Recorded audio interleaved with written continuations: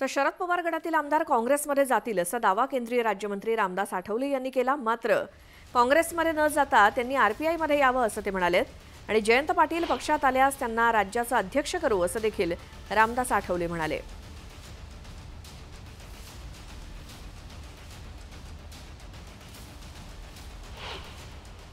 राष्ट्रवादी काँग्रेसचे काय आमदार जे आहे ते आमदार काँग्रेसमध्ये जाणार आहे। त्यांना माझं निवेदन आहे की त्यांनी काँग्रेसमध्ये न जाता त्यांनी आरपीआयमध्ये आलं पाहिजे। त्यामुळं रिपब्लिकन पक्षामध्ये जर निवडून येण्याची कॅपॅसिटीचे जर आमदार आले तर त्यांना तिकीट पुढच्या निवडणुकीमध्ये मिळवून देण्याचा मी नक्की प्रयत्न करेन। त्यामुळे त्यांनी आरपीआयमध्ये यावं अशी आपल्याला विनंती आहे। जयंत पाटील तुमच्या पक्षात आले जसं तुम्ही म्हणता की त्यांनी तुमच्या पक्षात तर त्यांना नेमकं पद काय असेल? आमच्या पक्षात आले तर त्यांना महाराष्ट्राचा अध्यक्ष करू आम्ही।